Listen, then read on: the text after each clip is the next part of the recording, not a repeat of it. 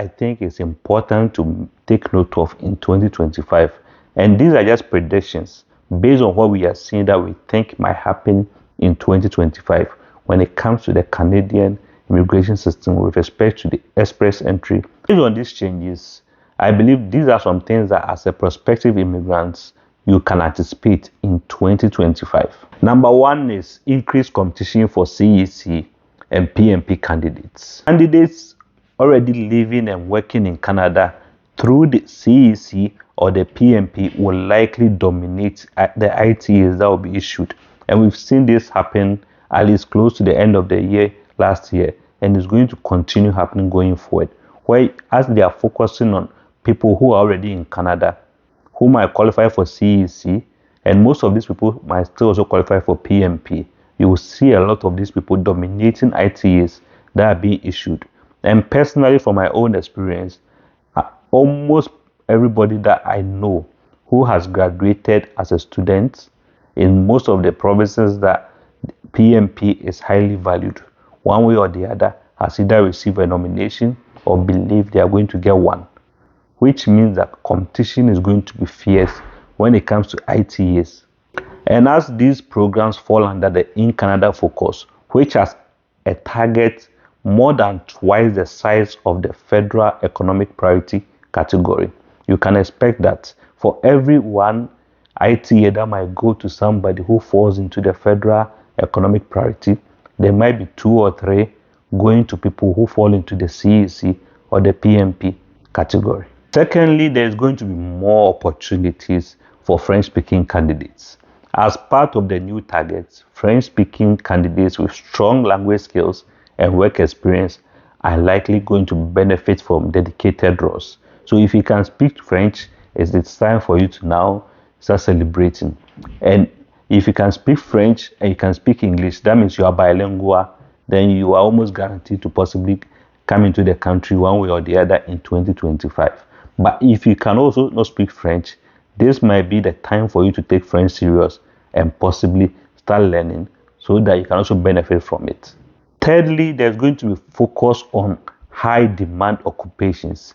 Occupation specific draws may expand to include new sectors like I spoke about, education, reflecting Canada's evolving labor market needs, because what they are going to try as much as possible to do is bring in people who can satisfy their labor market needs accordingly. So people who can come in and solve problems that they currently have. So those areas where they have need for labor, those are the areas that they are going to focus on.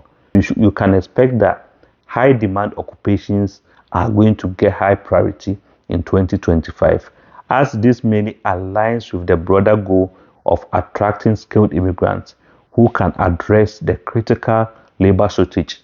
Canada is not doing immigration just to bring people in. They are bringing people in to help them solve problems that they have, that they believe might exist, because for a country that's the second largest country in the world, but has a population of about 40 million, they have so much land and so much resources that they need people to come in to help at least develop. And as much as possible, as a country that also focuses on taxes, they need people to come in and work so they can pay taxes to help keep the economy booming. So they are going to focus on highly skilled people in high demand occupations. Then fourthly, you should expect that going to be enhanced integrity measures being implemented when it comes to express entry draw. With the elimination of things like LMIA jobs and the ongoing scrutinization of some of the fraudulent practices that normally happen when it comes to express entry system, you can expect that in 2025, it is going to be very transparent and very reliable, where people who actually qualify are going to benefit from it, not people who are actually gaming the system. So if you are a candidate, my advice is make sure your profiles are accurate and truthful as possible to avoid any disqualification, because what they will be doing is making sure that anybody who gets ITA is somebody who actually deserves it, not just somebody who gamed the system just to get an ITA. So if you decide to lie on your application, one way or the other, they are going to find out. Then Lastly, we will expect that there will be streamlined processes when it comes to specific categories, because as express entry evolves, targeted improvement to application processing times and candidate selection can be expected, particularly when it comes to prioritizing groups like healthcare workers and French speakers. As they are streamlining some of these processes, it's going to make it easier for them to process a lot of these applications, which means that processing times are going to reduce at some point, where things might be smoother or faster than it was previously. So with all this, what kind of advice can I give somebody who is a prospective immigrant? I believe navigating all these changes require careful preparation. And if you are somebody who is interested in applying through the express entry in 2025, these are some tips that I believe if you add to your toolbox, it might help to make your case stronger and possibly get an ITA in 2025. The first one I'll give you is strengthen your language skills. As much as possible, whether you have English or French, try as much as possible to strengthen it. If you have English as a language of proficiency, but you have not been able to maximize your CLB score when it comes to the express entry pool, my advice is it is time for you to strengthen those language skills and take that test again and see whether you can score the highest possible points when it comes to the language area. And secondly, you can either decide whether you want to add French as a secondary language, because that might be the one that can tip you over in 2025, because these remain a critical factors in the high scoring on the CRS score. That's a comprehensive ranking system. And secondly, if you're a French speaker, even though there's going to be opportunity for you in 2025, sometimes just scoring English as a second language might also help you to tip you over or put you in front of other people. That way, you can strengthen your profile better and increase your chance of getting drawn. Secondly, target in-demand occupations. My advice is stay informed and updated on occupation draws in 2025, so you know which draws that they are targeting when it comes to occupation-specific draws. That way, you can focus on gaining experience in the fields that align with Canada's labor market needs. That was the only way you can either take advantage of the system, because if Canada sees you as somebody that they need in their country, they might target you to come in. So as much as possible, if you are interested in migrating in 2025, my advice is make sure you are targeting in-demand occupations. If you are a student and you are now about to graduate, don't just pick up any job for picking's sake. Focus on long term. See which jobs that can either help you one way or the other when it's time to enter the pool. Because when it comes to jobs, even if you are pursuing PR through PMP, in-demand job can still be important in those areas. Number 3, I would say optimize your CRS score. Without job offer points like LMIA, other factors like education, age, and work experience will play a larger role in the express entry system in 2025.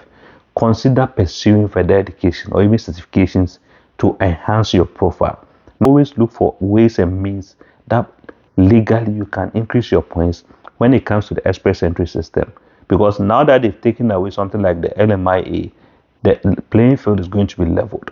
We are all going to compete equally. So as much as possible, look for ways that you can optimize your CRS score, because if there's any area that you can take advantage of that you are not currently doing that, you can try as much as possible to get that one done. For some people, age might not be on their side, so getting a second degree might be the one that can help them. For others, age might be on their side, but getting a second language might help to take them over. So check the CRS score that you have. Look at ways that you can optimize and increase it and take advantage of it accordingly. Then number 4, monitor policy changes.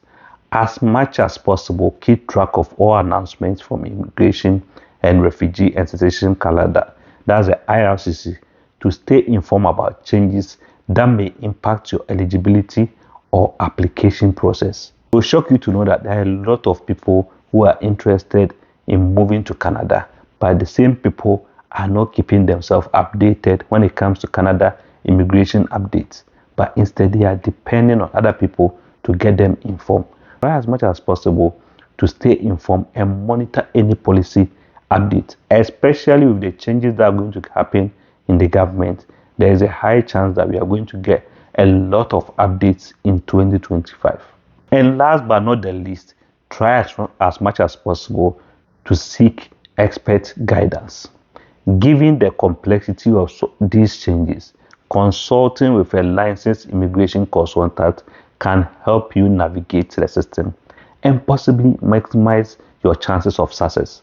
You might pay, but in the long run, that money might be worth it because that person can help you to take advantage of all the areas that you are not even aware of. And sometimes, if you can't even afford an immigration consultant, you might be able to reach out to people that you think are more knowledgeable about some of these things, because one tip here or there can be the one that can make a difference when it comes to your case. So as Canada's immigration is evolving, my advice is try as much as possible to stay on top of things. These are some of the few things that I felt you should expect from the Canada Express Entry immigration in 2025. That way you can help prepare yourself if your goal is to move to Canada. If you got value out of this video, kindly hit the like button so that YouTube will see value in this video and show it to other people. And also feel free to hit the subscribe button and join this family and let's learn together. And if you have any questions or anything that you want me to do a video on, feel free to drop it in the comment section so that we can all engage together. And also make sure you are sharing this video with family and friends that you think can get value out of it. Until the next video, cheers.